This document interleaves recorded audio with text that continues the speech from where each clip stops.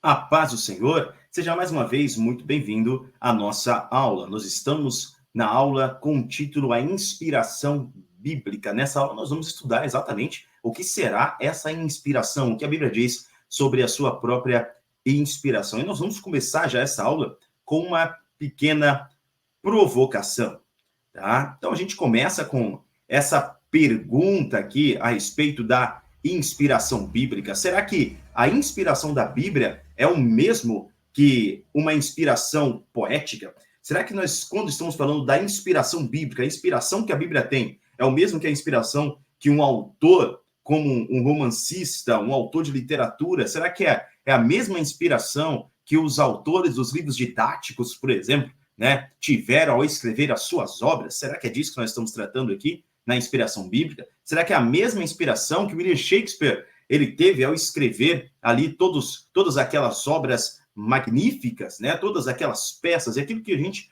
pode estar vendo em filmes ou em apresentações teatrais? Será que é o mesmo tipo de inspiração que moveu estes escritores bíblicos? Bom, após nós fazermos essa primeira indagação, levantarmos este questionamento, nós devemos lembrar que a Bíblia é um livro singular, é um livro único. Não existe qualquer outro livro que seja comparado à Bíblia Sagrada, e não existe justamente por causa de sua inspiração. Então, a origem da Bíblia Sagrada, a origem dessa inspiração, não é uma origem humana, mas, afinal, o que a Bíblia diz sobre a sua inspiração? Veja que a característica mais importante da Bíblia Sagrada não é a sua estrutura, não é a forma como ela está organizada, e a nossa Bíblia não está organizada de forma cronológica, não é? Você já viu isso? A nossa Bíblia está organizada por temas. Então, a característica mais importante que a Bíblia tem não é a sua estrutura, não é a sua organização, não é o fato de ter sido escrito ao longo de cerca de 1.600 anos e ainda assim ter uma coerência extraordinária. Não é o fato da Bíblia estar majoritariamente escrita em 3 idiomas, citando pequenas palavras também ali do persa, né, trazendo algum outro idioma para dentro, mas a característica mais importante não é o fato também dela ter sido escrita por cerca de 40 autores diferentes. Tudo isso realmente é extraordinário. Tudo isso faz com que a Bíblia já seja um livro incomum, mas a principal característica da Bíblia Sagrada é que ela é inspirada por Deus. É o único livro inspirado por Deus, tá? A Bíblia Sagrada. O grau de inspiração da Bíblia jamais será equiparado com qualquer outro livro.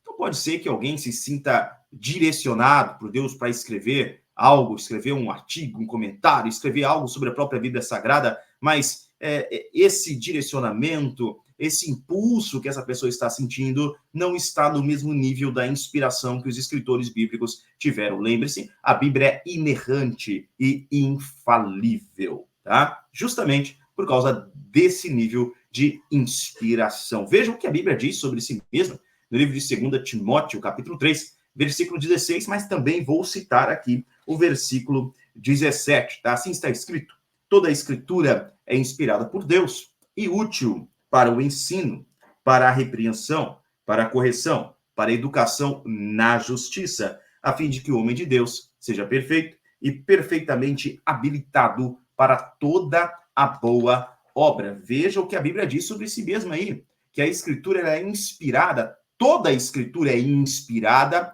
por Deus. No livro de 2 Pedro, no capítulo de número 1, no versículo 21, eu estou com a versão King James aqui da Bíblia Sagrada.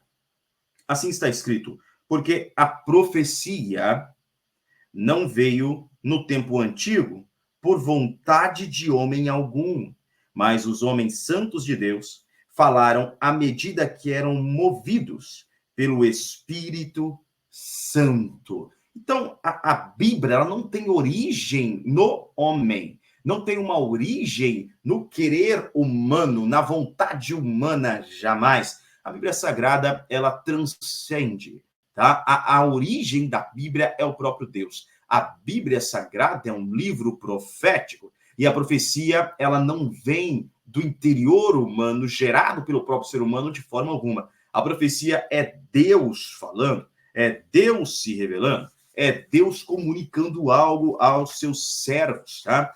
Por meio de um profeta. No Salmo de número 68, no verso 11, assim diz: o Senhor deu a palavra, grande foi a companhia daqueles que a publicaram. Então, a Bíblia, ela tem origem em Deus. Deus deu essa palavra. Deus manifestou a palavra.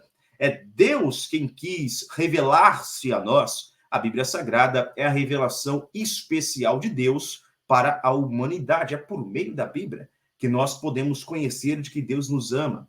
É por meio da Bíblia Sagrada que nós chegamos ao conhecimento de que Deus se fez carne, habitou entre nós como homem, como um ser humano, também em corpo humano. Deus entre os homens, em corpo humano, andando entre nós. Para quê? Para nos resgatar. Deus se manifestando aqui de forma extraordinária, especial. Jesus Cristo andando entre nós, o Deus encarnado. E se entregou no meu, se entregou no seu lugar, se entregou pela humanidade. O sangue dele nos purifica de todo pecado. Lembre-se que a humanidade tinha um problemão diante de Deus, e esse grande problema é o pecado. Então, um pecado, uma ofensa cometida contra um ser eterno, logo é uma ofensa eterna. O ser humano é um ser finito, é um ser mortal, jamais poderia pagar tal ofensa. Porém, o próprio Deus, que é o único ser eterno, ele encarnou, e ele pagou essa dívida a si mesmo, pagou por nós em nosso lugar. Deus é justo, e foi necessário esse sacrifício para que nós tivéssemos o perdão, a reconciliação para com Deus. Mas nós só chegamos a este conhecimento através da Bíblia Sagrada. Não é analisando a criação, não é analisando as estrelas, o macrocosmos, o microcosmos, não é analisando as células, não é analisando toda a engenharia que há na natureza que nós chegamos ao conhecimento de que Deus se entregou por nós e deseja a nossa salvação. Não, nós jamais chegaríamos a esse entendimento apenas observando a natureza. É necessário uma revelação especial de Deus para isso. E aqui nós temos a Bíblia Sagrada, a revelação especial de Deus, que nos mostra este plano de salvação e o desvendar progressivo deste plano ao longo dos séculos, ao longo da história, ao longo dos seus 1.600 anos sendo escrita, desvendando para nós essa profunda revelação. A Bíblia, ela foi registrada por ordem de Deus. Então, não é que o autor, sabe, um dia tenha acordado, né, algum dos escritores bíblicos e pensado, esse é um ótimo dia para escrever um livro sagrado. É claro que não foi assim, né? Então, a Bíblia vem por uma ordem de Deus. A gente começa isso desde lá de Moisés. Então, Deus ordenou a Moisés, segundo o Êxodo, capítulo 17, versículo 14, o seguinte: escreve isto para a memória num livro. Deus ordenou a Moisés escrever num livro. E escrever para a nossa memória, para a nossa instrução, para o nosso ensino. Essa mesma ordem ela é repetida ao longo de cerca de 1.600 anos para cerca de 40 homens escolhidos por Deus, e assim surgiu o livro do Senhor, Isaías, capítulo 34, versículo 16, a palavra de Deus, Efésios, capítulo 6, versículo 17, Marcos 7, 13, as Santas Escrituras, Romanos, capítulo 1, versículo 2, e nós chamamos de Bíblia.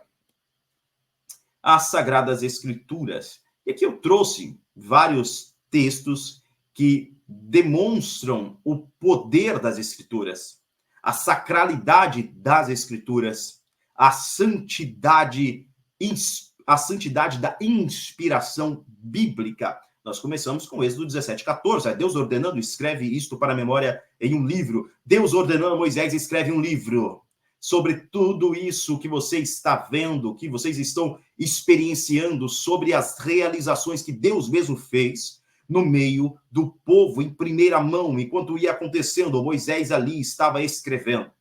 E nós temos os primeiros 5 livros da Bíblia Sagrada que vieram das mãos da pena de Moisés. Tá? Gênesis, Êxodo, Levítico, Número, Deuteronômio, nós temos também o Salmo de número 90 e ainda o livro de Jó.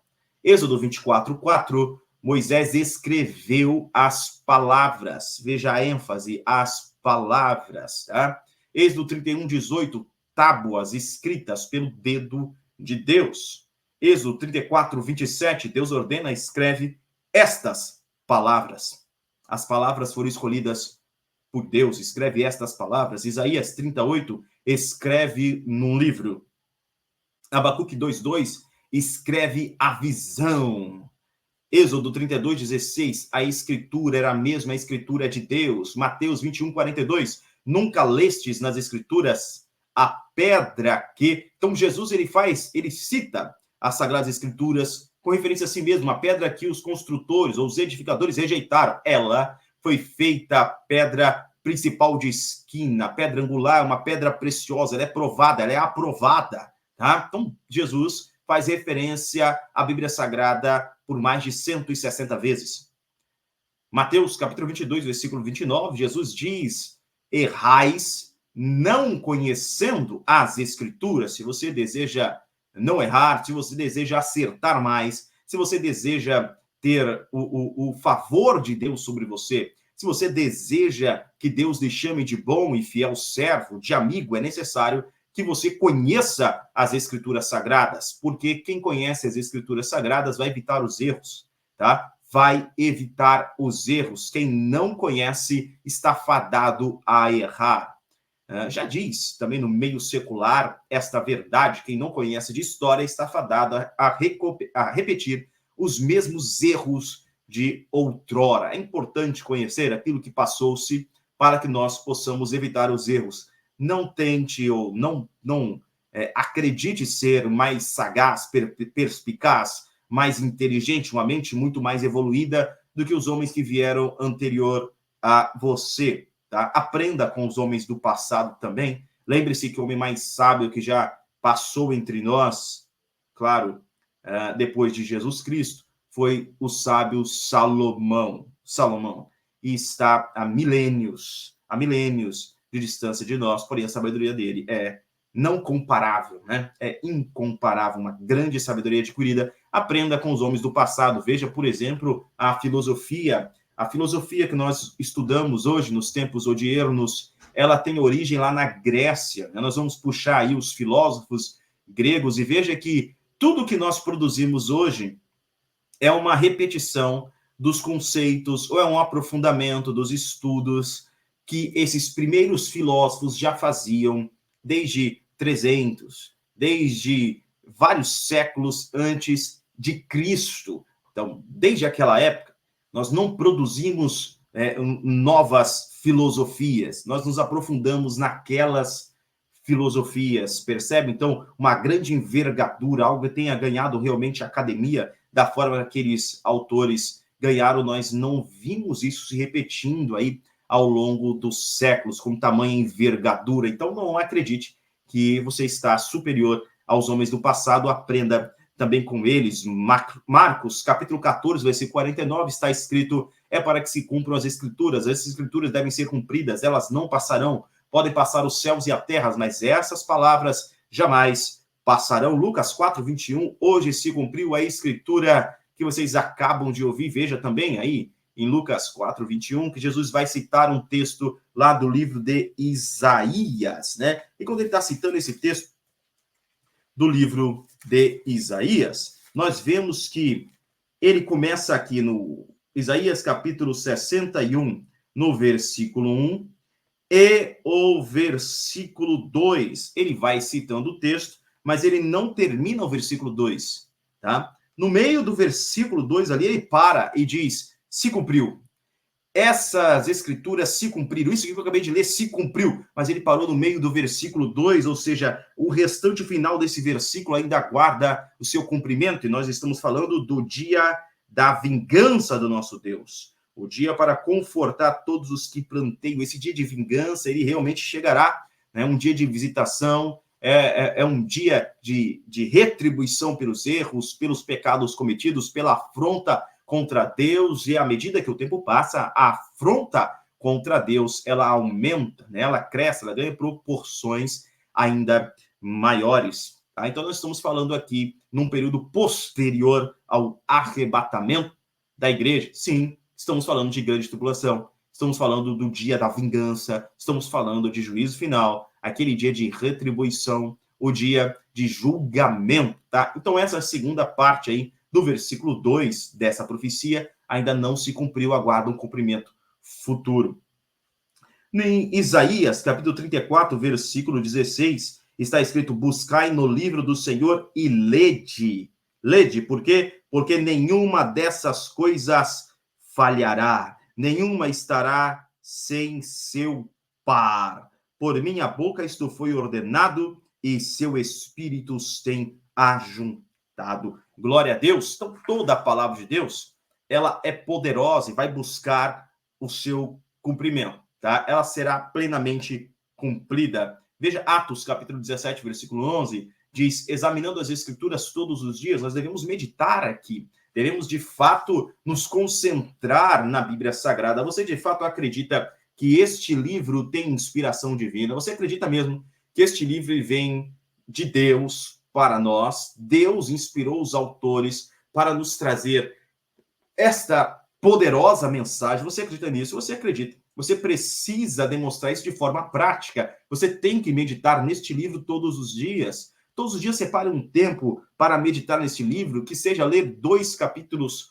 por dia e meditar nesses capítulos, tá? Então, demonstre de forma prática que você de fato crê que a Bíblia, ela é a palavra de Deus. Gálatas, capítulo 3, versículo 8, a Escritura, tendo a Escritura previsto que Deus justificaria, Gálatas 3:8, nós estamos nos referindo aqui a Abraão, tá? A Abraão, a promessa feita a Abraão. Depois você leia Gálatas 3:8. Então, foi Deus quem disse a Abraão, foi Deus quem prometeu a Abraão. Já que no Novo Testamento nós vemos que foi a Escritura quem previu isso, foi a Escritura quem anteviu, foi a Escritura quem pregou, foi a Escritura quem falou, foi a Escritura quem guiou. Veja que paralelo interessante. Neste tempo de Abraão, nós não tínhamos as Escrituras, mas ainda assim, o que o texto nos diz aqui em Gálatas 3:8, que foram as Escrituras que previram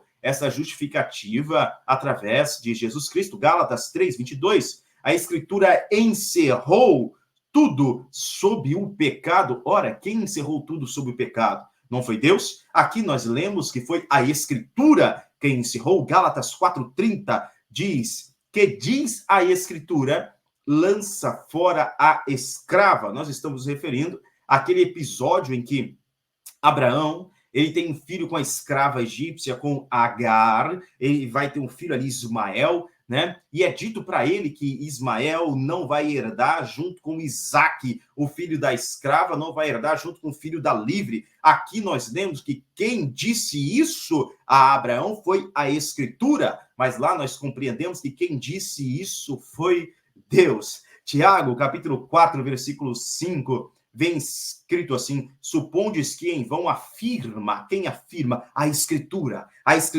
Escritura Sagrada afirma. A Bíblia Sagrada afirma. 2 Pedro, capítulo 1, versículo 20, nenhuma profecia da Escritura provém.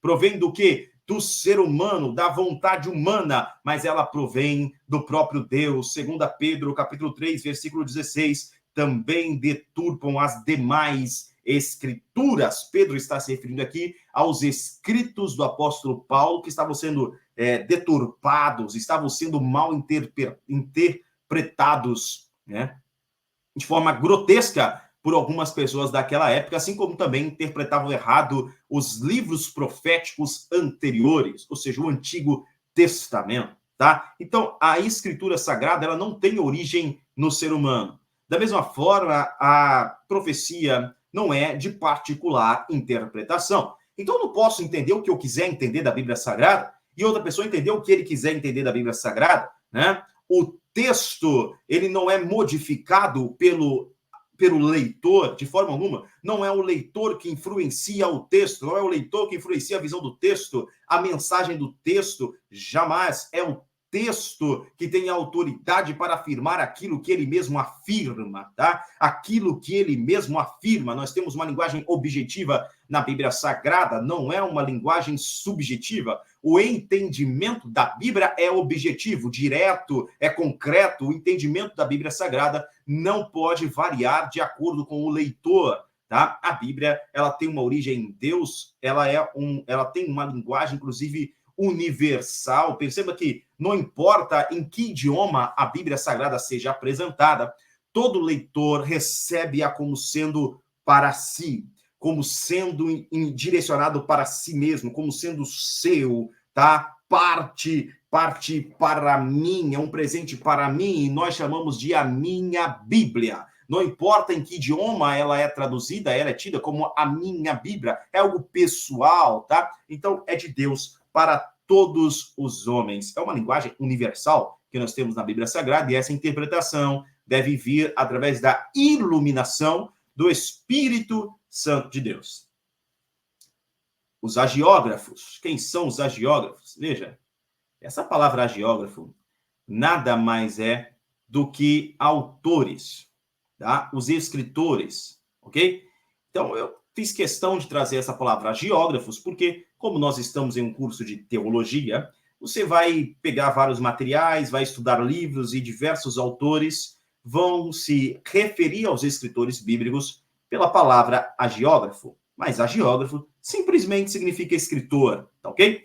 Então, os agiógrafos são os autores inspirados dos livros da Bíblia, autores inspirados, os quais receberam a mensagem de diferentes maneiras. Às vezes, Deus disse, escreve num livro todas as palavras que tenho dito. Jeremias, capítulo 30, versículo 2, capítulo 36, versículo 2, Abacuque 2, versículos 1 e 2, etc.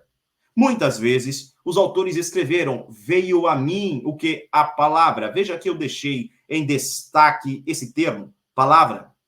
Palavra. Veio a mim a palavra do Senhor, Jeremias 1:4, Miqueias 1:1, Isaías 1:2, etc, tá?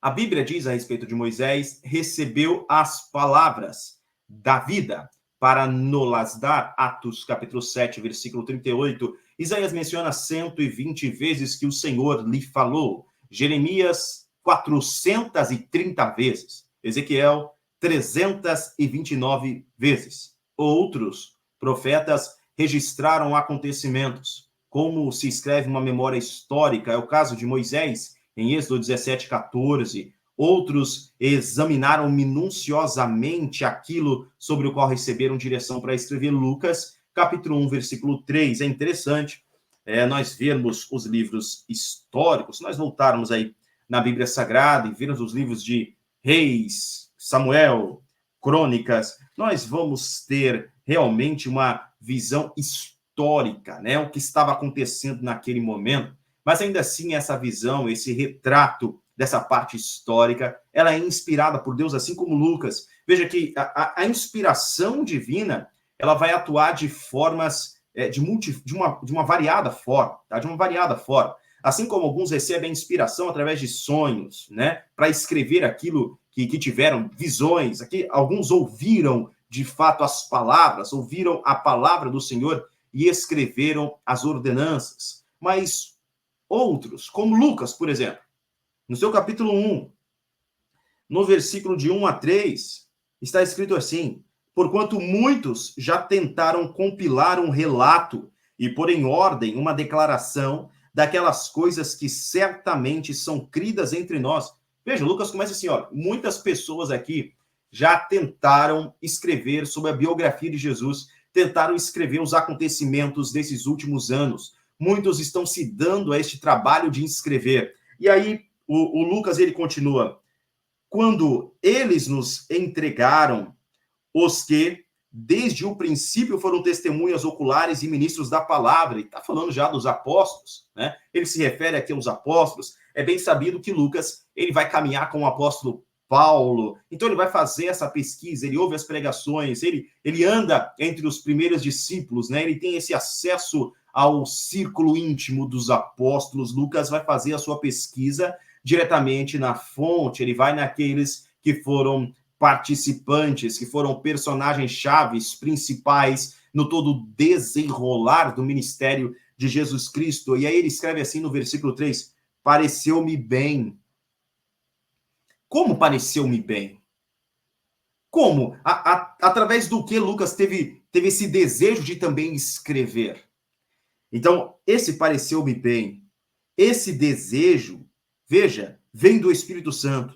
Pareceu-me bem também a mim, tendo perfeitamente compreendido, primeiro, todas as coisas, escrevê-las em ordem a ti, ó excelentíssimo Teófilo, para que possas conhecer a certeza dessas coisas nas quais tem sido instruído. E agora, essa inspiração sobre Lucas é uma inspiração, inclusive, para uma pesquisa detalhada dos fatos históricos concernentes à vida de Jesus Cristo, concernentes à pregação do Evangelho, concernentes ao reino de Deus sendo implantado aqui na Terra. Então ele tem acesso a essas testemunhas oculares, ele está lá no primeiro século, ele tem acesso aos apóstolos, aos primeiros discípulos, ele está envolvido nessa comunidade de cristãos, ele é um cristão, inclusive ele vai buscar a fundo essa realidade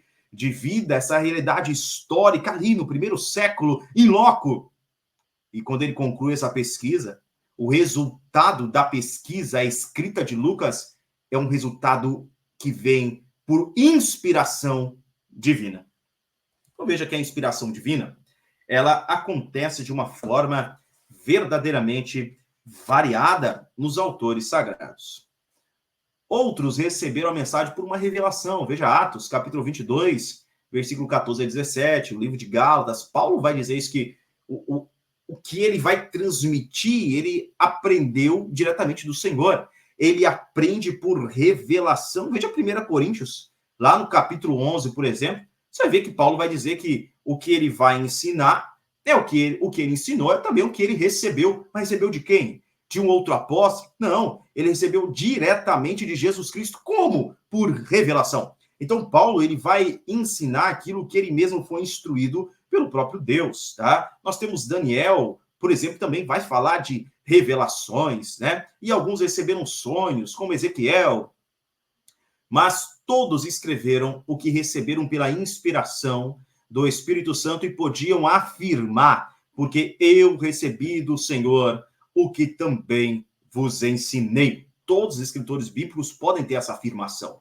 De fato, eles transmitem aquilo que receberam diretamente de Deus. Eles transmitem aquilo que vem do Senhor. Aleluia. Não é uma origem deles, não é na criatividade, não é um gênio literário humano, né, que está aflorado ali, que foi aflorado pelas circunstâncias. Não se trata de um gênio literário humano, jamais. Se trata de homens inspirados por Deus, por Deus, por Deus.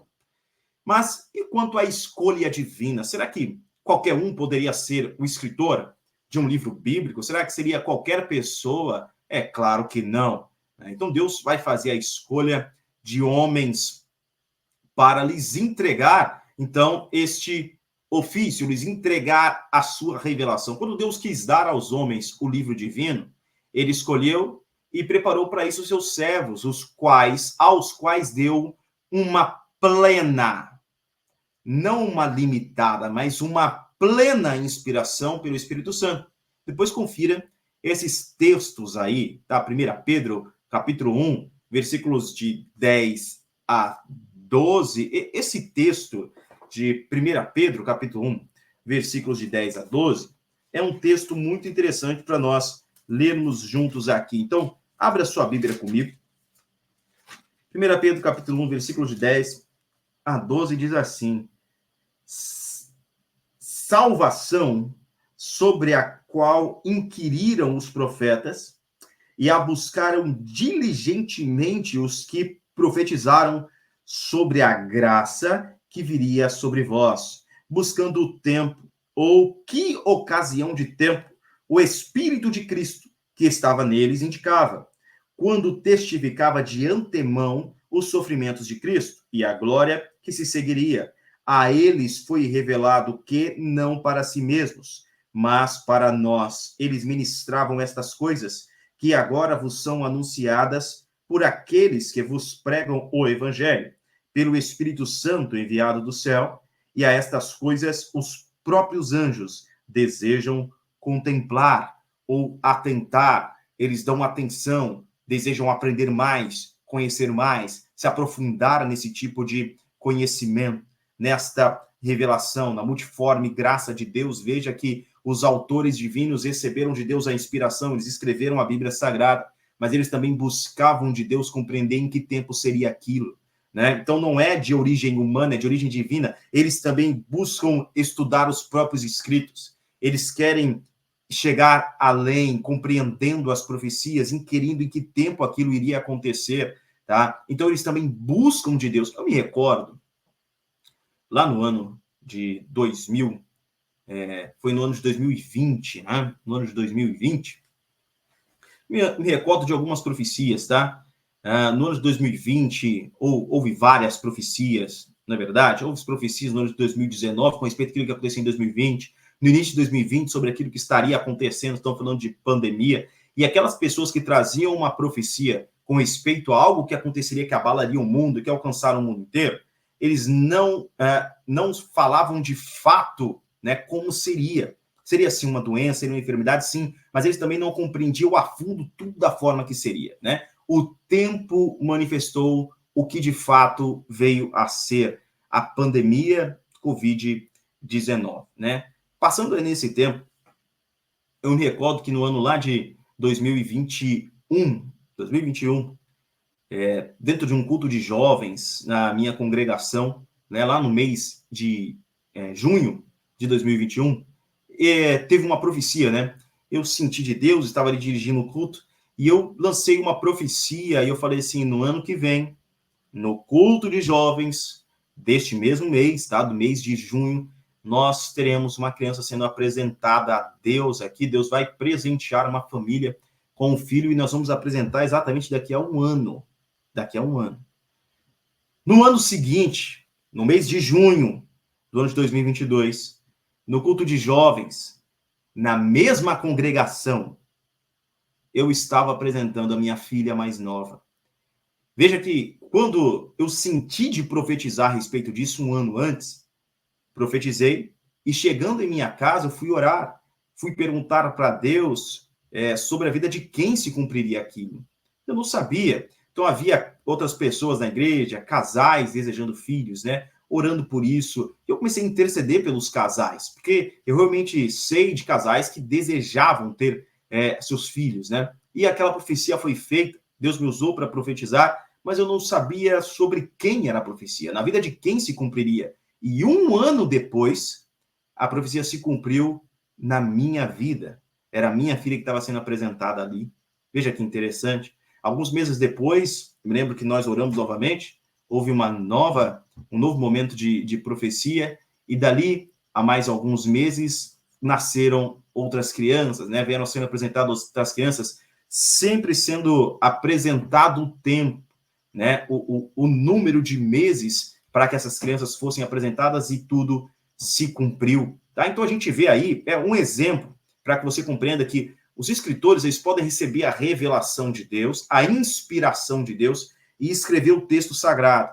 Mas não quer dizer que, ao escrever esse texto sagrado, eles já tinham dali o pleno conhecimento de tudo, quando que ia acontecer, quando que viria, não. Então eles mesmos também buscaram compreender aquela revelação, porque não tem origem humana, tem origem em Deus. Então a inspiração eles receberam, a revelação eles escreveram, mas o entendimento, a iluminação, a interpretação daquilo eles buscaram ainda de Deus, inquirindo o tempo, quando ia acontecer, quando será isso aqui, tá? Então tem essa pesquisa. Você vê que Jeremias, ele escreve o livro dele, intitulado o livro do profeta Jeremias, lá em Israel, né? Lá em Israel, lá em Judá, e o profeta Daniel está centenas de quilômetros de distância, né, lá na Babilônia, na fortaleza da Babilônia, e ele já tem uma cópia do livro do profeta Jeremias.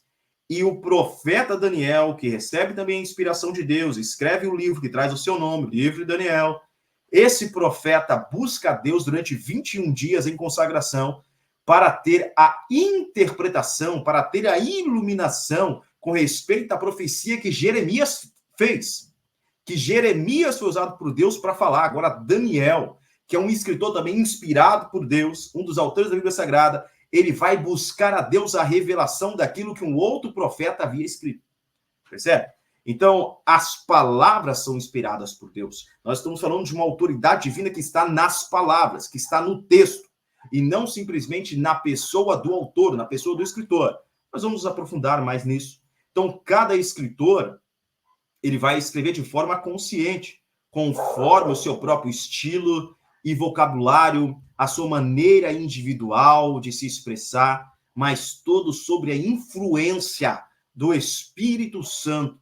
Assim, tanto Moisés, que escreveu o Pentateuco cerca de 1550 anos antes de Cristo, quanto o apóstolo João, que escreve o Apocalipse cerca do ano 95 depois de Cristo, todos eles receberam essa inspiração do Espírito Santo de Deus, tá bem?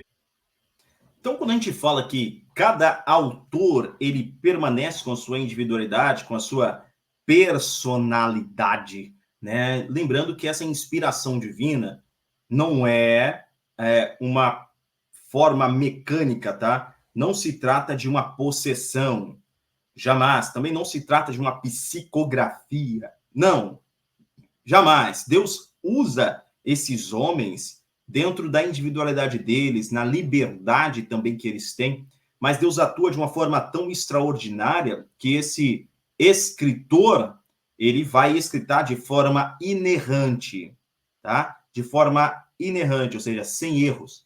E a escrita, ela também é infalível, ela não pode falhar. Ou seja, tanto não houve um erro, como era impossível que houvessem erros.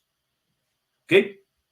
Aí a pergunta que nós temos é, mas será que é possível que uma pessoa, sem a influência do Espírito Santo de Deus, sem a supervisão do Espírito Santo de Deus, e é esse o termo que nós usamos, tá? Supervisão, o Espírito Santo, ele supervisionou os escritores divinos, inspirando eles, direcionando, inclusive sobre a escolha das palavras, sobre o tempo verbal. Então aí houve um direcionamento de Deus. Deus não ditou a Bíblia Sagrada. Não, nós temos aqui um envolvimento extraordinário entre o autor divino e o autor humano, de tal forma que o entendimento nesse momento, tá? Por assim dizer, desse momento de união, por assim dizer, tá? Nessa influência, mesmo as palavras, no livre-arbítrio do autor humano, essas palavras, elas vão ser as mesmas palavras escolhidas pelo autor divino, tá? Então, há uma escolha humana, mas ele tem uma supervisão do Espírito Santo de Deus. Claro, esse tipo de escrito não vai ter erros, né? É inerrante. Porém, essa inerrância, será que seres humanos, sem a ação do Espírito de Deus, podem fazer algo de forma inerrante, quer dizer, sem errar? Será? Será que você já fez algo de forma inerrante? Pense comigo. Você já fez alguma prova na sua vida, algum exercício avaliativo, no qual você alcançou a nota máxima, não errou nenhuma questão? Se sim, parabéns. Naquele momento você foi inerrante, tá? Se você já participou de você já viu competições aí de atletismo, né? Se não me engano, é na ginástica olímpica, né? 3 vezes na história foi alcançada uma nota máxima, né? O 10, 3 vezes na história, tá? Então, essas pessoas que alcançaram a nota máxima foram inerrantes naquele momento. Então, uma apresentação humanamente inerrante. Então, a resposta é sim, é possível não errar, mesmo não tendo a influência do Espírito Santo de Deus. A diferença é que, quando nós somos inerrantes em uma prova, não quer dizer que nós manteremos essa inerrância em todas as provas, em todos os outros exercícios, em todos os outros aspectos ao longo dos anos, não é verdade? Então, nós somos inerrantes de um momento, erramos em outro, acertamos em um momento, erramos em outro. É assim a naturalidade humana. Porém, pela inspiração divina, durante os escritos da Bíblia Sagrada, esses escritores, enquanto escreviam, eles eram inerrantes ao longo do tempo, ao longo dos anos em que o escrito está sendo produzido, enquanto vem a inspiração para escrever, neste momento, vem de forma inerrante. Mas não só inerrante, de forma infalível. Ou seja, não é que eles não erraram, é que também, pela inspiração divina, se tornou impossível. Tá? O texto sagrado em si, o texto sagrado é divinamente inspirado, ele é inerrante e ele é infalível. A Bíblia jamais vai errar, a Bíblia jamais vai falhar. Aqueles autores, depois que escreveram, claro que depois da escrita eles podem errar, mas obviamente eles continuaram sendo humanos. Nós, volto a frisar, as palavras são inspiradas por Deus, não os homens. Não estou dizendo que aquele homem, ele nasceu inspirado, tá? Não, jamais, não é isso que eu estou dizendo. Eu estou dizendo que ele recebeu uma mensagem inspirada. Ele escreveu uma palavra inspirada. A Bíblia é inspirada, inclusive em sua forma verbal, tá? No tempo verbal é uma inspiração divina. Jesus faz uso disso, nós vamos ver isso um pouco mais à frente na nossa aula. Inclusive ele diz que mesmo que os céus e terra passem, nenhuma daquelas palavras passará, nem mesmo o Iod, nem mesmo o Tav. Ou seja, nós estamos falando de uma das menores letras, que é o Iod, e nós estamos falando de um Tav, que já é uma letra maior. Não passará, tá? Não passará nenhuma dessas letras, ou seja, é uma inspiração. Descrição bíblica de inspiração. Homens movidos pelo Espírito escreveram palavras sopradas. Esses sopradas não quer dizer que foram ditadas, tá? Quando nós falamos da inspiração divina, quando nós estamos falando deste momento em que Deus está inspirando os homens, nós não estamos dizendo que Deus ditou palavra por palavra, mas como se Deus tivesse respirado dentro deles, né? A vida de Deus também está fluindo nesses escritores. Essas palavras são vida, essas palavras são paz, tá? Então, elas são sopradas por Deus, as quais são as fontes de autoridade para a fé e para a prática cristã. Sim, são essas palavras a fonte da nossa prática, são a fonte da nossa norma de vida, é a Bíblia Sagrada, tá? Então, a Bíblia Sagrada, ela tem um poder para dizer exatamente naquilo que nós podemos ou não podemos crer, devemos ou não devemos fazer. Ela tem este poder porque ela é divina. Assim, Paulo escreveu a Timóteo: toda a escritura divinamente inspirada é proveitosa para ensinar, redarguir, corrigir, instruir em justiça, segundo Timóteo 3,16. Em outras palavras, o texto sagrado do Antigo Testamento foi soprado por Deus, do grego theopneustos. Isso aí significa soprado por Deus. E é a noção de uma respiração divina, está dentro do escritor. Daí vem a autoridade divina para o pensamento e para a vida do crente. A passagem correlata em 1 Coríntios, capítulo 2, versículo 13, diz assim: disso também falamos. Quem escreve isso é o apóstolo Paulo, tá? Não com palavras de sabedoria humana, não é pelo gênio humano. Paulo é um homem muito estudado, Paulo é um doutor, Paulo é um poliglota, Paulo é um homem vivenciado, tem vasta experiência.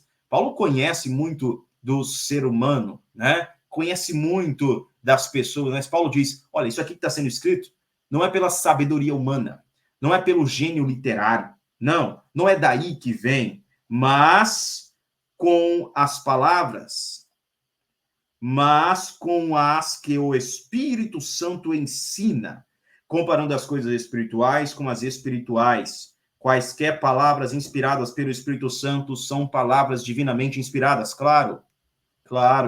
Então veja que Paulo, ele reconhece a origem dessas palavras é divina.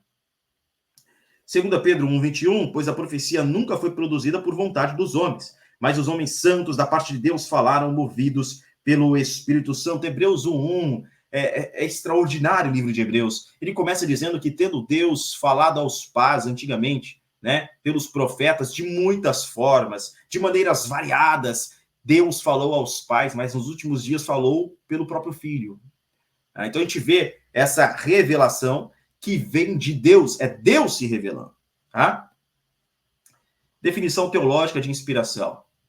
Na única vez que o Novo Testamento ele faz uso da palavra inspiração, está em 2 Timóteo, capítulo 3, versículo 16, toda a escritura é inspirada por Deus. É a única vez que aparece essa palavra inspiração, tá? No Novo Testamento. Veja que essa palavra, ela se aplica aos escritos. A inspiração se aplica às palavras escritas. A inspiração se aplica ao texto escrito e não aos autores, aos escritores. A Bíblia, ela é inspirada por Deus. Não quer dizer que os seus autores humanos, eles tenham essa inspiração em si diuturnamente, tá? A Bíblia é inspirada, ok? Então é a Bíblia que tem essa autoridade divina. Nós vemos também, Deus, ele não escreveu nenhuma parte da Bíblia. Essa Bíblia que está hoje ao seu alcance, que está em suas mãos, que você pode ler em casa, nos cultos, não tem uma única parte aí que foi escrita diretamente por Deus, tá? Ela é escrita, claro, por homens. Então a gente vê que de uma vez, Deus, ele escreveu em tábuas de pedra os 10 ditos, que nós conhecemos como os 10 mandamentos. Você confira aí Êxodo 35, versículos de 15 a 16, aqueles 10 mandamentos entregues a Moisés em Êxodo capítulo 20, tá? Então foram escritos pelo dedo de Deus? Sim. Mas quando Moisés, ele desce do monte Sinai, e ele vai chegar no acampamento, ele vê o bezerro de ouro, o pecado de idolatria que o povo está praticando, e ele quebra aquelas primeiras tábuas. Ele quebra. Ok? Então, novamente, claro, ele vai voltar a subir, ele vai descer com novas tábuas. O Novo Testamento vai nos dizer que ele recebeu essas tábuas por mão também de anjos. Porém, nós não temos essas tábuas hoje. Nós não as temos conosco. Então, isso que nós temos aqui na nossa Bíblia Sagrada, Moisés escreveu com a mão dele aquela escrita que estava nas tábuas, primeiramente. Então, ele traz aquela escrita para um livro. Ele cita no livro os 10 mandamentos escritos em tábua. Aquelas tábuas nós não temos mais. Não temos mais. Mas os escritos no livro permanecem. Uma vez, Jesus, ele se abaixa também e começa a escrever. Confira João, capítulo 8, versículo 8. Ele começa a escrever no chão, naquele episódio da mulher adúltera, que é levada até Jesus, e os doutores da lei dizem, mestre, ela foi pega no próprio ato de adultério. A lei nos manda que ela seja morta por apedrejamento.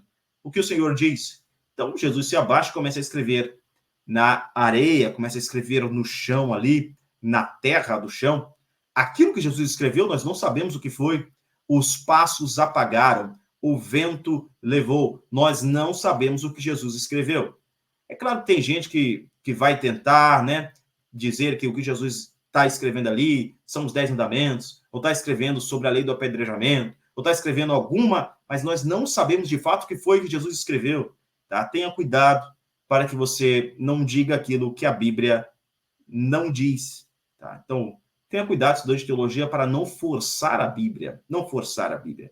Naquilo que a Bíblia se cala, nós nos calamos também. Tá? Então, tenha isso sempre com você vai evitar erros, inclusive, grotescos, tá? Então, tenha isso consigo. Então, nós não sabemos o que foi que Jesus escreveu. Aquelas palavras também não entraram na Bíblia Sagrada, mas a memória dos apóstolos está aqui. Percebe? Aquilo que esses homens escreveram está aqui. Então, quando Deus quis transmitir a sua revelação aos homens, ele usou outros homens, e ele traz a sua mensagem em linguagem humana, em linguagem que é compreensível aos seres humanos. E aí nós entramos, então, na mediação profética. Nós já entendemos que não é qualquer pessoa que seria usada por Deus para escrever a Bíblia Sagrada. Esses livros sagrados, divinamente inspirados, seriam pessoas mais próximas a Deus, que se dedicam de fato a Deus, escolhidas por ele, chamadas por ele para receber essa revelação. Então agora nós vamos ver sobre essa mediação profética, tá? Os autores bíblicos, eles foram profetas e apóstolos de Deus. Um profeta é aquele que fala por Deus.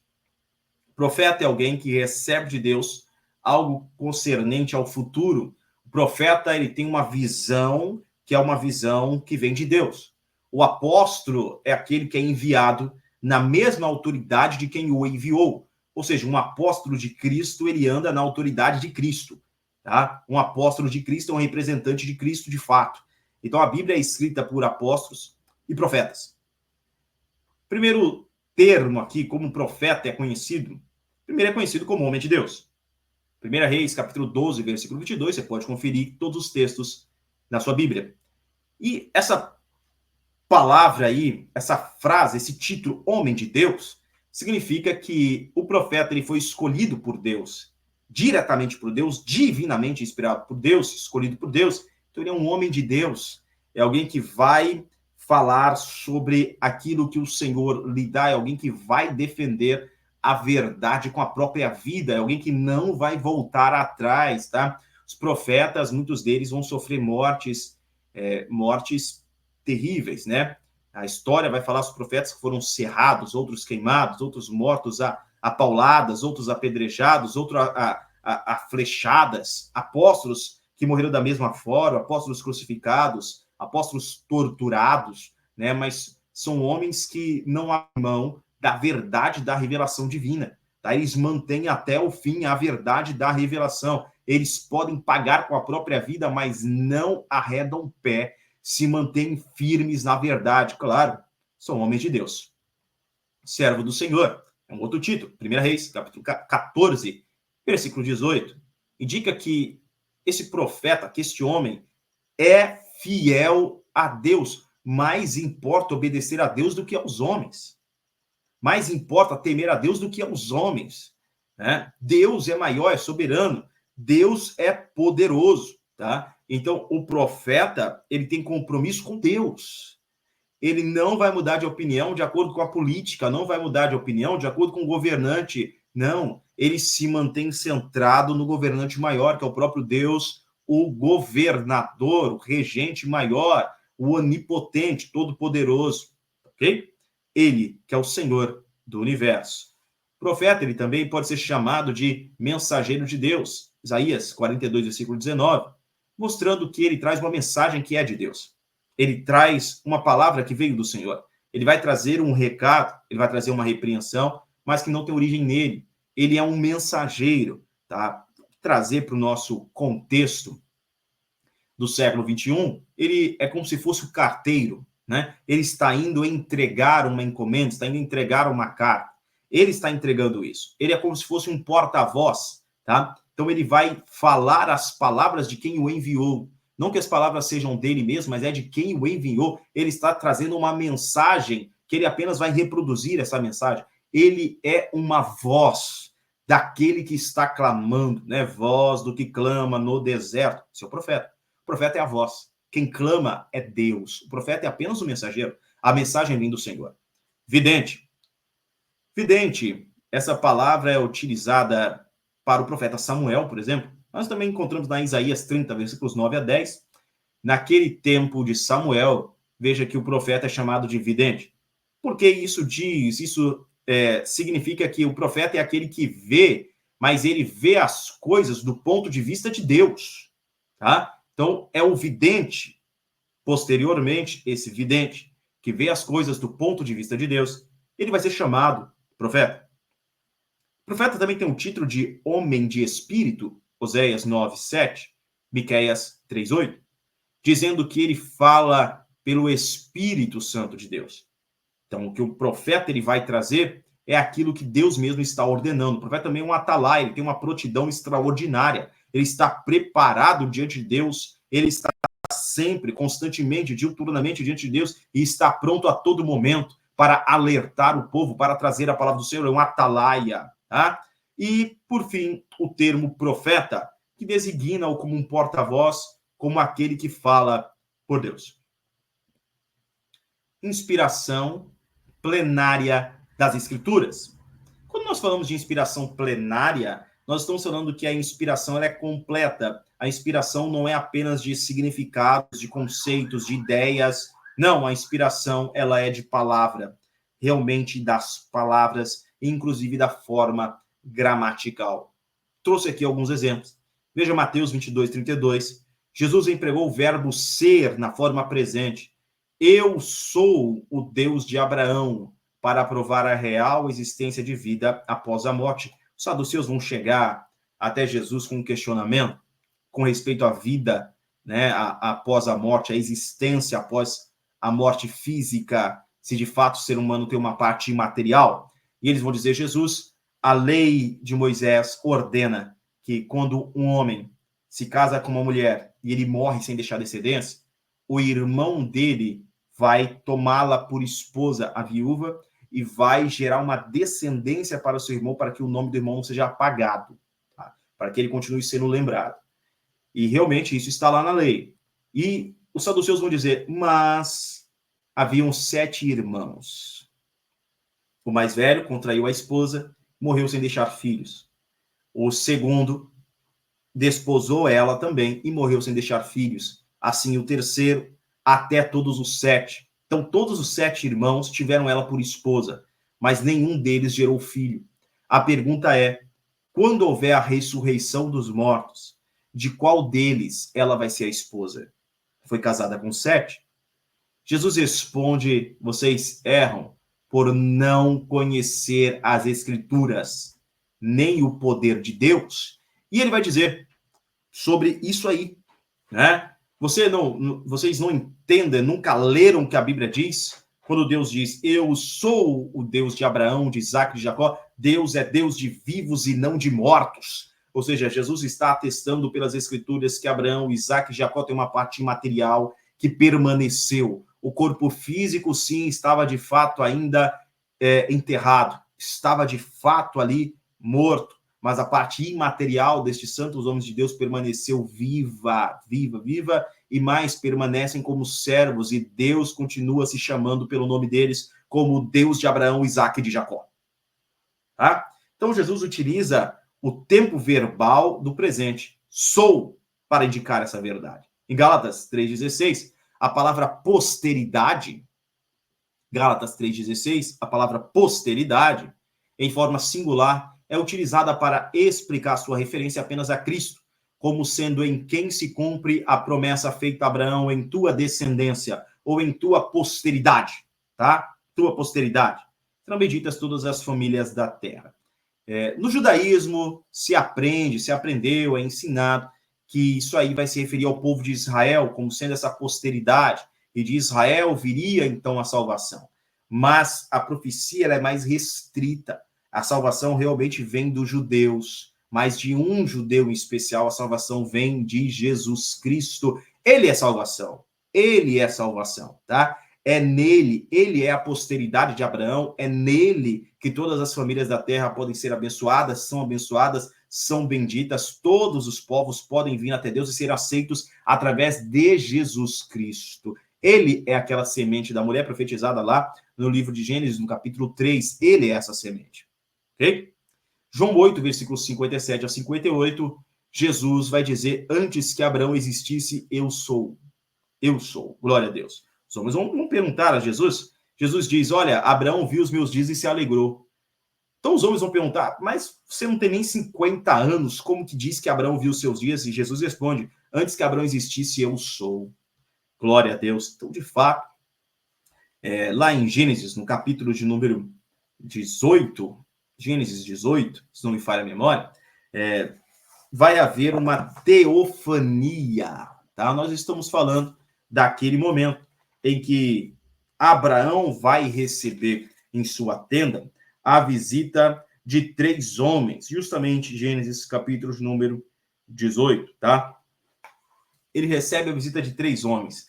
Deus, que está em teofania, ou seja, ele vai em forma humana, juntamente com 2 anjos. E ele visita Abraão e ele conversa com Abraão sobre a destruição das cidades da planície, Sodoma, Gomorra e as outras cidades da planície. E Abraão vai interceder pelas cidades, dizendo, se houverem ali 50 justos, e Deus vai dizer, não vou destruir por causa dos 50. E Abraão vai descendo até chegar em 10. Se houver 10 justos ali, então, e Deus disse, eu vou preservar todas aquelas cidades, vou preservar a planície, por causa dos 10 justos. Mas só havia um justo ali, e era apenas Ló. dentro de Sodoma. Então, Ló e sua família são tirados para fora, pela misericórdia do Senhor, mas as cidades ali vão ser destruídas pelo fogo, tá? Neste momento, nessa apresentação divina, de fato, Abraão viu Jesus Cristo. Viu esses dias, tá? O evangelho é pregado também, primeiramente, a Abraão. Nós chamamos isso de proto-evangelho. Na descendência dele serão benditas todas as famílias da terra. Esse é o proto-evangelho.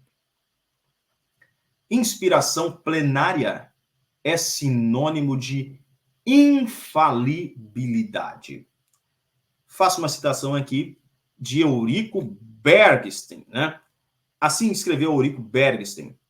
A teologia modernista não aceita a doutrina sobre a inspiração plenária da Bíblia.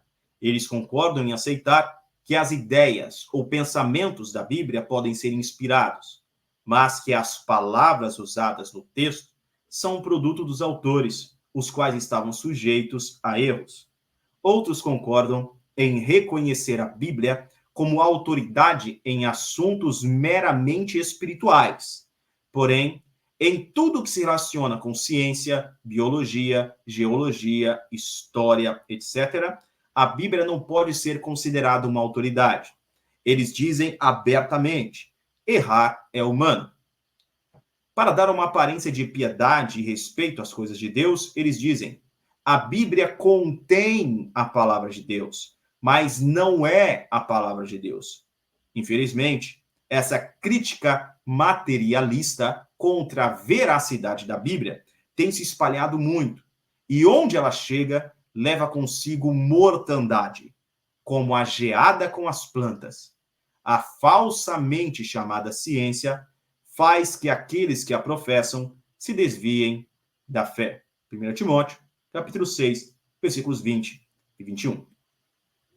A inspiração plenária tem base na própria Bíblia.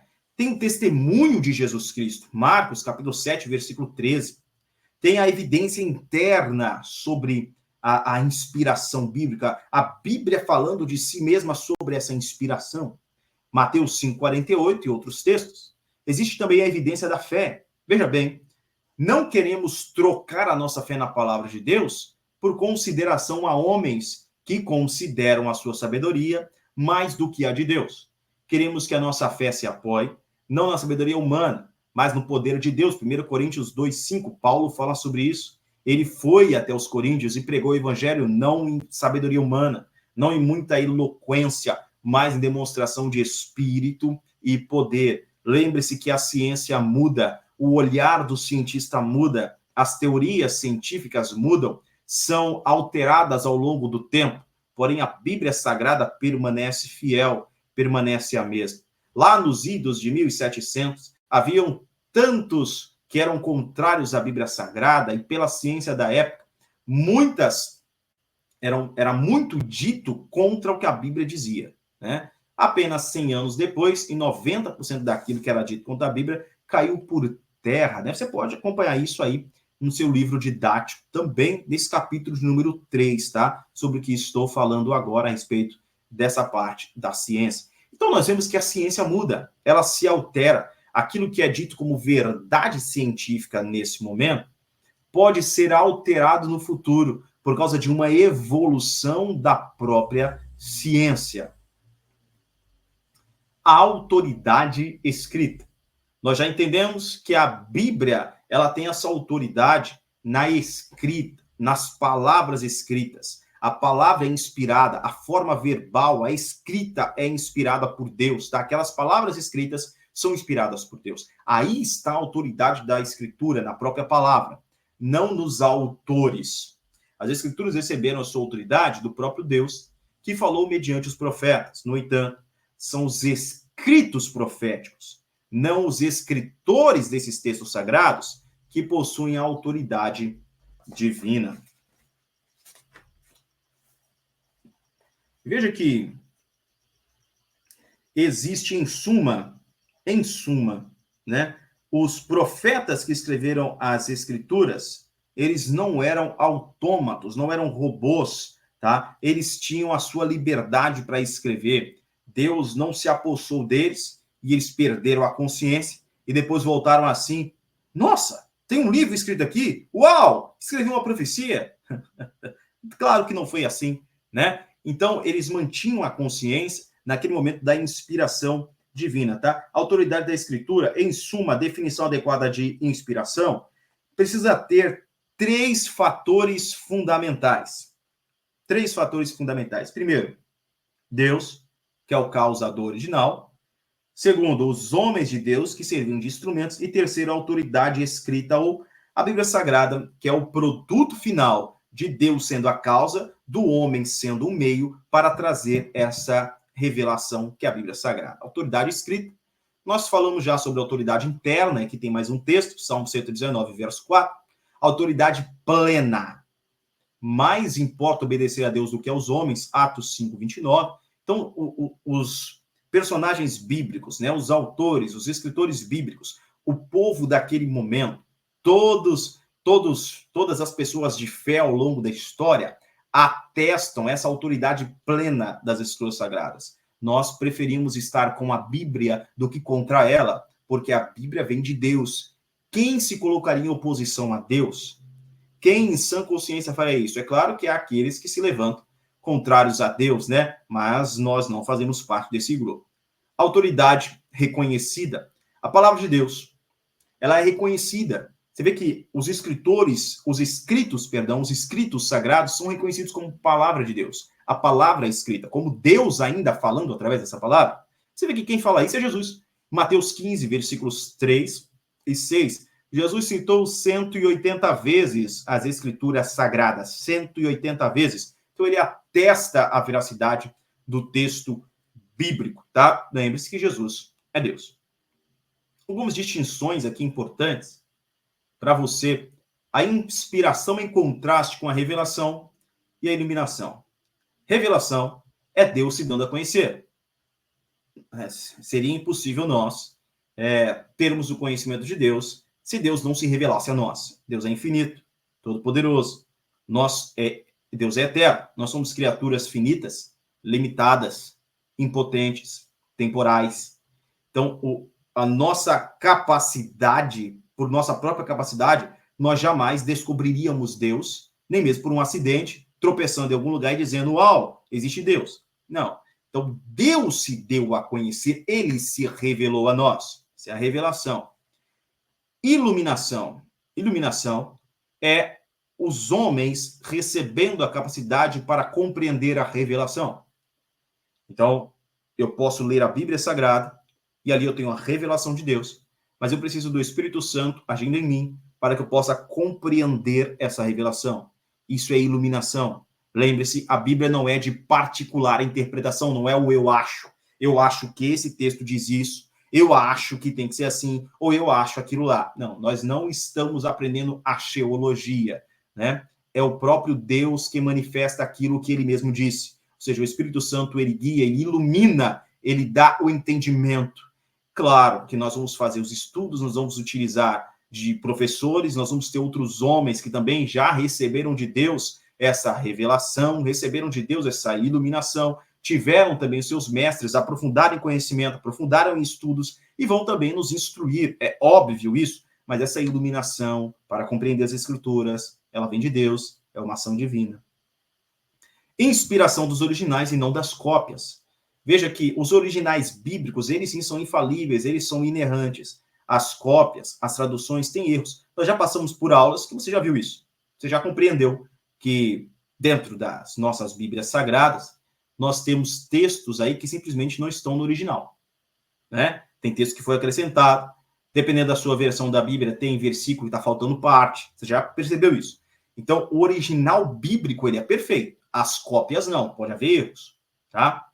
Os originais bíblicos são infalíveis e inerrantes. A gente pode ter um exemplo aqui, lá em 2 Reis, capítulo 8, versículo 26, e compare com 2 Crônicas, capítulo 22, versículo 2. Aqui vai falar sobre um rei, o rei Acasias.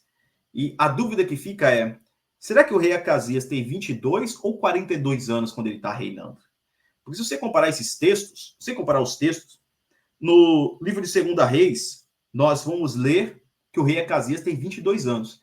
mas em 2 Crônicas diz que ele tem 42. E agora?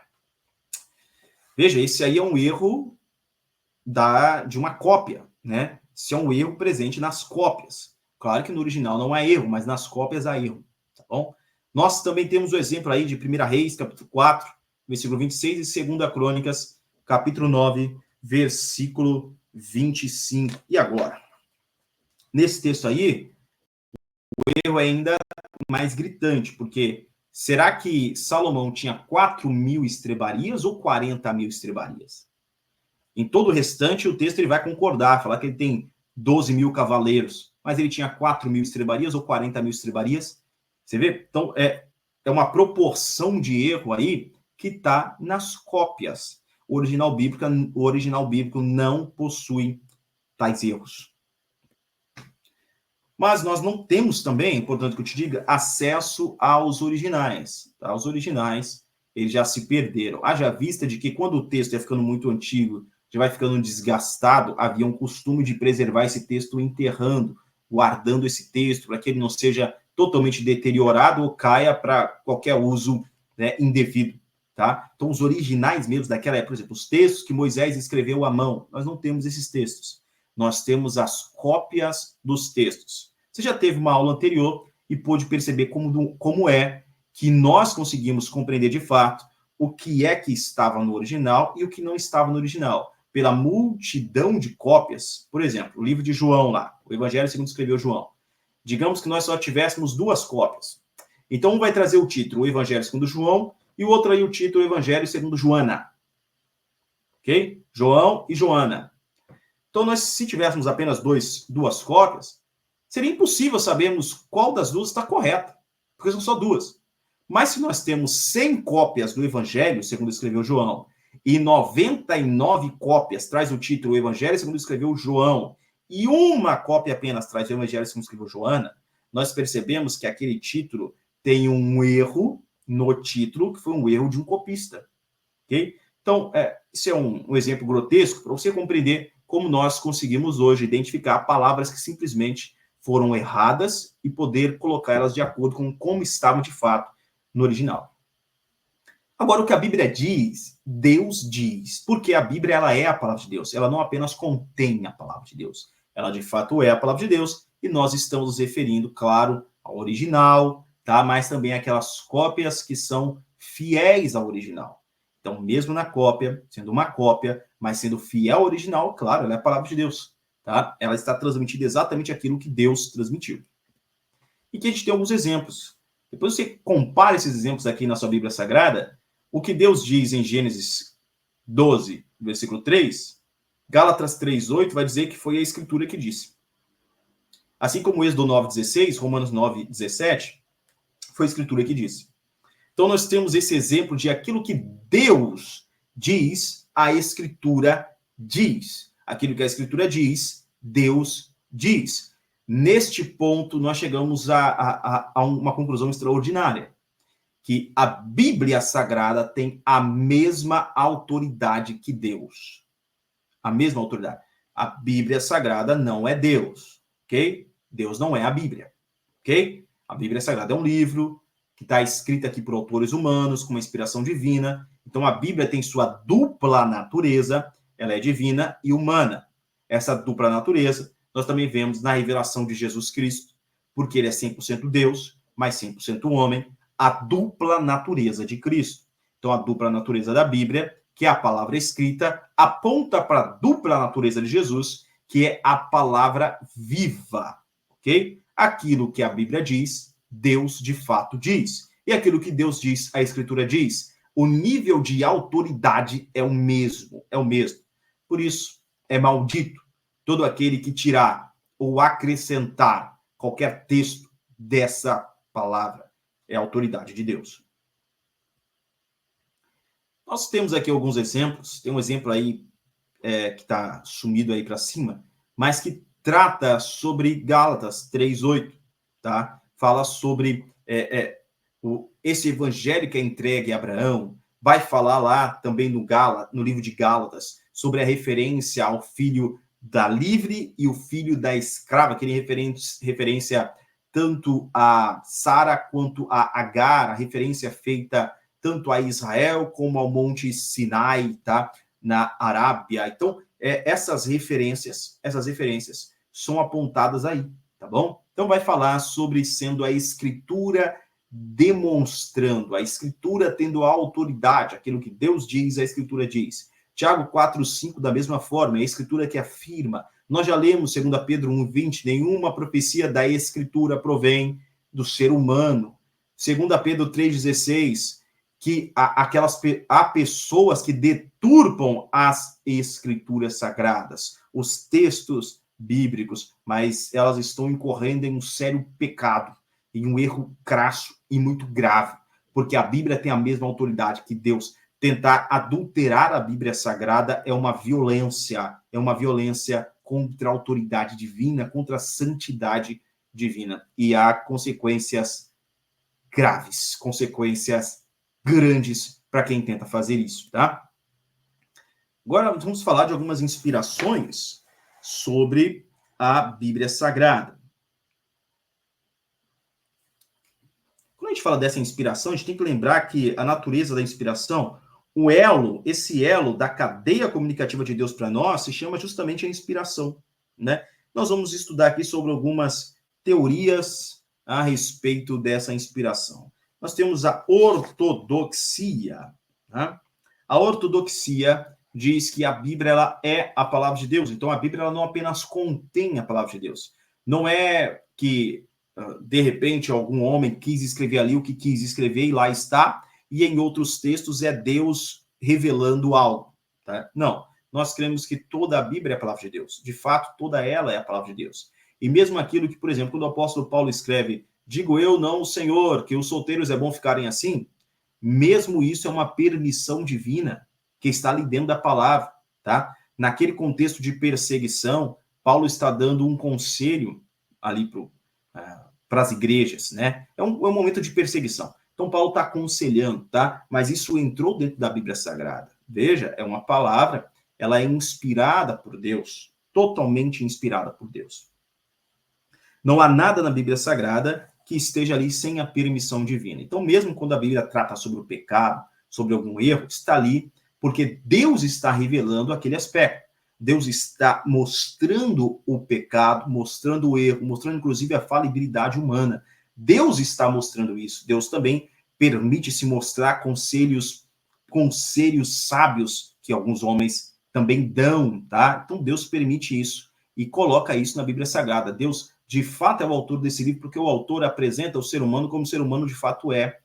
Os heróis, por assim dizer, né, como Davi, por exemplo, a gente vê ele sendo ungido 3 vezes, vencendo aí gigantes dentro do reinado de Davi. 5 gigantes caíram, né, durante aquele reinado dele ao longo dos 40 anos. Então, são 5 gigantes que são derrubados. Você percebe que lá no livro de Samuel, né, no capítulo 17 ali, quando Davi vai pegar 5 pedras, e alguém questiona, mas por que ele pega 5 pedras para derrubar um gigante? Será que é porque ele podia errar? Não, depois você lê lá no livro de Crônicas, você vai perceber que no reinado de Davi se levantaram 5 gigantes, tá? Os 5 gigantes caíram. Então ele pegou 5 pedras e já tinha ali algo de Deus, algo profético com respeito à queda desses gigantes, assim como a queda de Golias, não vem de Davi.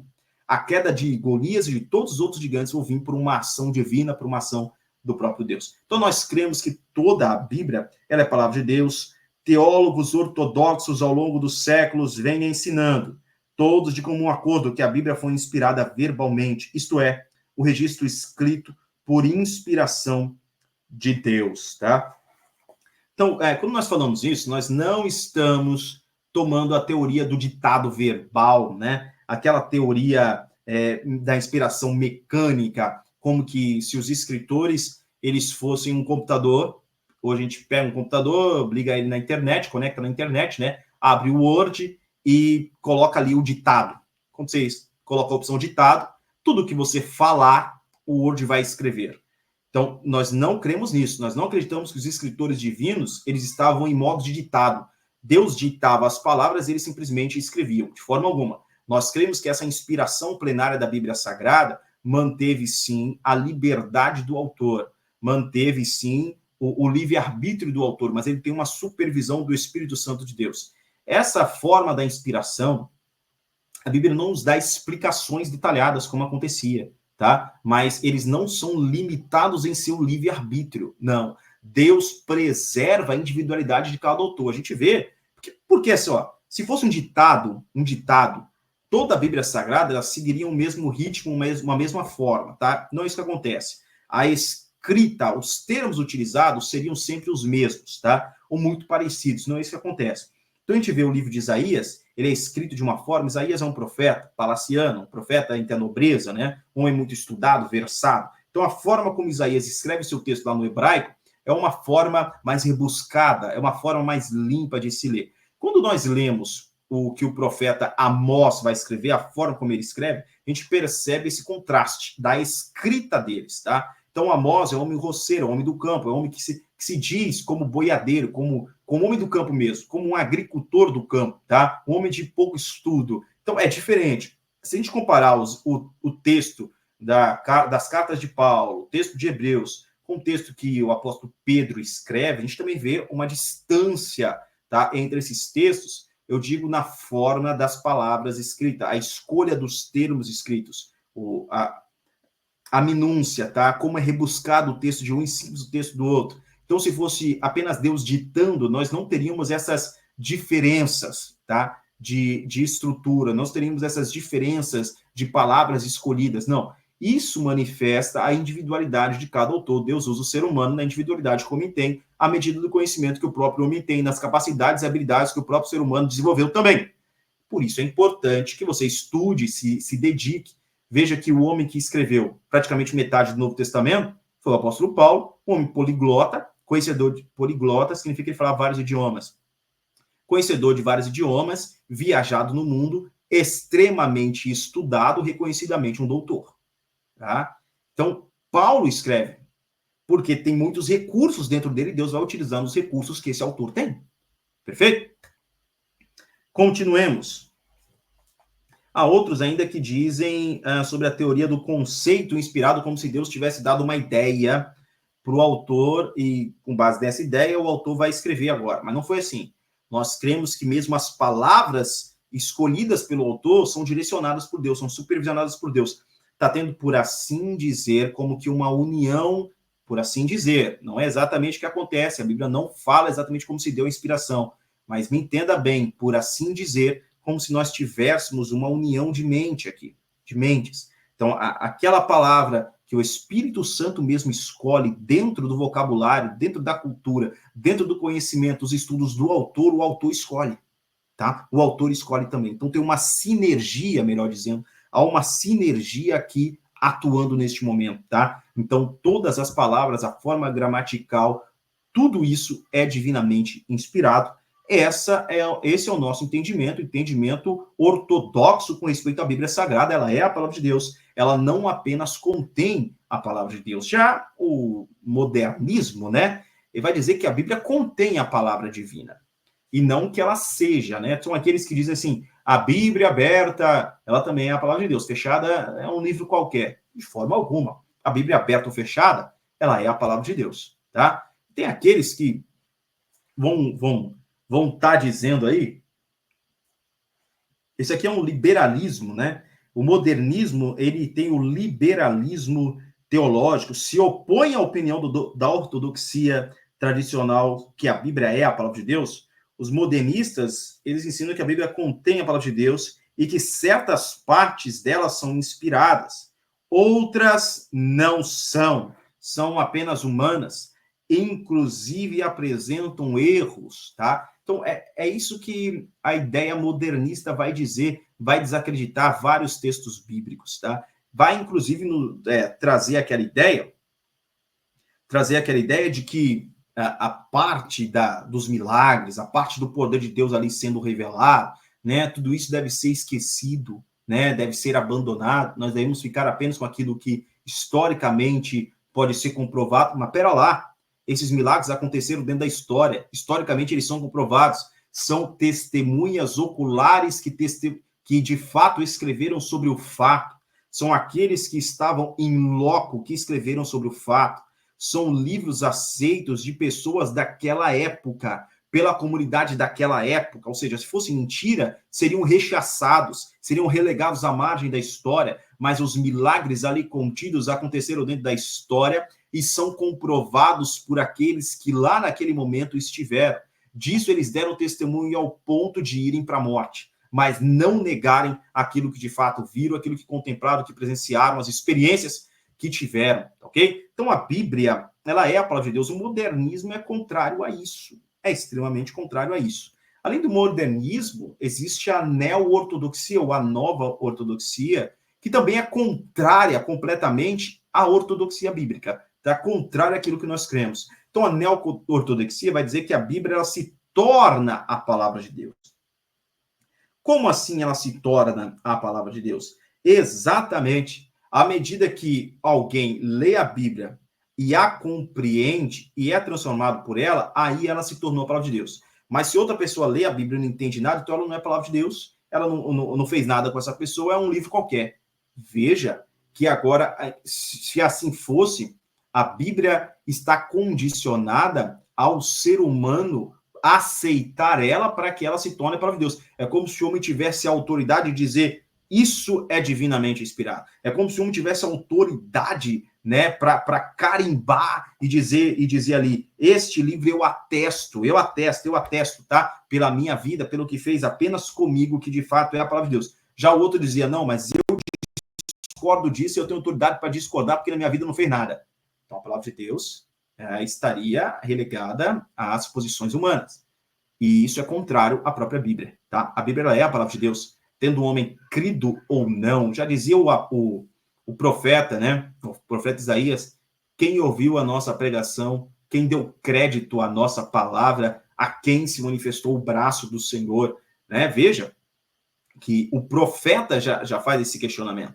Ou seja, quem deu ouvidos, quem deu crédito, quem creu, quem acreditou, quem atestou como verdade, né? A Bíblia não depende dessa atestação. De forma alguma, a Bíblia é a palavra de Deus, independentemente de ser aceita ou não pelo ser humano, tá? Então, a origem da Bíblia Sagrada não vem da impulsividade humana.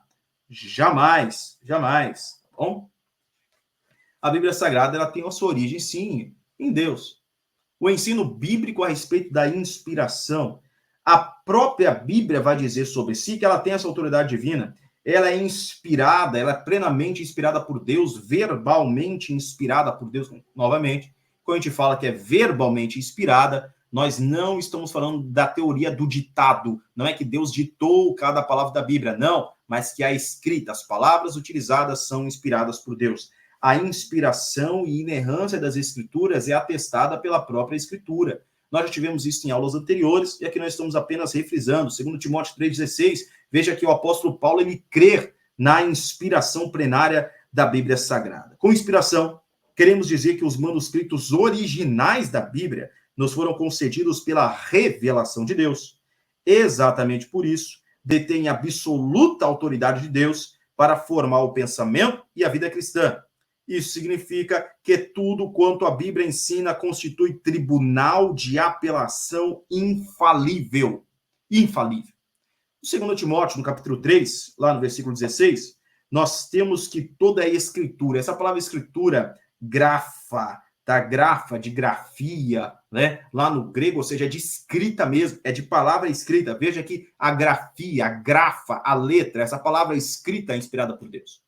É a palavra em si, volto a frisar. Ou seja, nós não temos escritores vivos, os escritores bíblicos vivos hoje. Não. Mas a autoridade está no escrito, a autoridade está no livro. A mesma autoridade que esteve presente no tempo dos escritores bíblicos, no tempo dos primeiros profetas, é a mesma autoridade que está presente hoje no nosso tempo, na nossa vida, e está diante de você, está aqui diante de mim. É a mesma autoridade, está aqui. É a palavra escrita de Deus, ela detém essa autoridade. Jesus e os seus apóstolos, claro, eles ressaltaram essa revelação registrada ao usar repetidamente a expressão está escrito. Veja Mateus 4, versículos 4 a 7, Lucas 24, versículos de 27 e 44.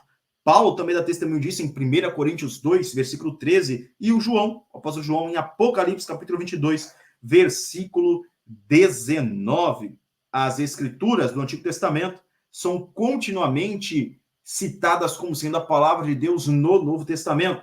E o apóstolo Pedro, lá em 2 Pedro, ele vai também atestar, 2 Pedro, capítulo 2, versículos de 1, capítulo 2, 2 Pedro, capítulo 1, versículo 21, né, que a palavra tem inspiração divina. Em 1 Pedro, capítulo 1, versículo de 10 a 12, ele também vai atestar que tanto o Novo Testamento, os escritos do Novo Testamento, são tão palavras de Deus quanto os escritos do Antigo Testamento, tá? A inspiração, ela é plena, ou seja, significa que toda a Bíblia é inspirada por Deus em todas as suas partes, em todas as suas palavras. Não há um versículo que é mais inspirado que o outro. Não há um versículo menos inspirado. Não há uma revelação que é mais inspirada por Deus do que outra, de forma alguma. Toda a Bíblia Sagrada é inspiração de Deus, tá? Ela está no nível máximo para todos nós. Ela é divinamente inspirada. Na verdade, os escritores bíblicos escreveram suas mensagens com palavra de seu próprio vocabulário, porém inspirados, influenciados pelo Espírito Santo.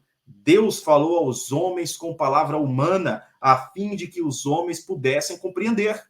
É isso que é a Bíblia Sagrada. É Deus falando em linguagem compreensível. Tá? Você imagina que Deus se revelasse a nós em uma linguagem divina, em uma linguagem angelical. Ninguém ia entender nada, né? Ninguém ia entender nada, ok? Seria um livro escrito em línguas, em línguas que não são compreensíveis, né? Porém, Deus se revelou em linguagem humana, uma linguagem análoga, inclusive, para que nós pudéssemos compreendê-lo, tá? Então, ele guia esses escritos, ele guia. Ele mesmo não escreveu a Bíblia, mas ele inspirou os escritores, ele é o autor divino da Bíblia Sagrada e utilizou 40 autores humanos também, essa dupla natureza da Bíblia, né? Nós já falamos sobre isso. Então, a Bíblia tem essa dupla natureza divino-humana, assim como Cristo tem sua dupla natureza divino-humana.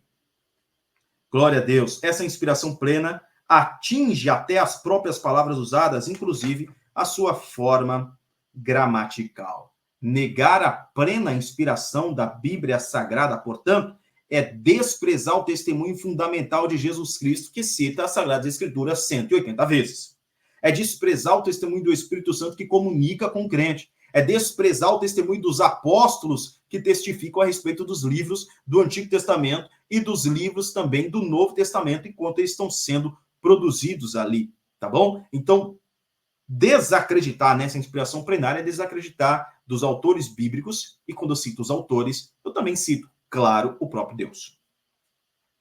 Paulo afirma que toda a escritura é inspirada. Aquele grafa, a letra, a escrita, grafa, que é inspirada. A palavra inspirada vem de theopneustos, que é theos, Deus, e pneu, respirar. É como que Deus inspirou, Deus respirou essa palavra dentro dos escritores. O Espírito inspirou cada palavra da Bíblia, capacitando os escritores a registrarem de modo correto e preciso a revelação divina. Na sua ação de inspirar os escritores pelo Espírito Santo, Deus não violou a personalidade de cada um deles. Agiu neles de tal forma que eles escreveram sem erros. Confira em 1 Coríntios, capítulo 2, versículos 12 e 13. 2 Timóteo 3,16. 2 Pedro 1, versículos de 20 a 21. Essa palavra inspirada de Deus é a expressão da sabedoria de Deus, é a expressão do caráter de Deus para nós e, portanto, transmite sabedoria e vida espiritual através da fé em Cristo Jesus. Mateus 4,4, João 6,63, 2 Timóteo 3,15, 1 Pedro 2,2. Para que nós possamos aqui encerrar, então, nós devemos nos firmar na palavra de Deus, inspirada, plenamente inspirada. E através dessa fé na palavra, nós podemos sim vencer o mal, vencer o pecado, vencer Satanás, vencer o mundo. Mateus 4,4, Efésios 6, versículos 12 e 17, Tiago 1, versículo 21. Jamais, em hipótese alguma, deixe de crer na Bíblia Sagrada. Ela não contém apenas a palavra de Deus, ela de fato é a palavra de Deus, é a revelação de Deus para a humanidade. Ela manifesta o amor do Deus Todo-Poderoso, nosso Pai. Nós chegamos assim ao término, tá, dessa aula. Deus te abençoe em nome de Jesus, e não pare por aqui. Continue se aprofundando nos seus estudos sobre a inspiração da Bíblia.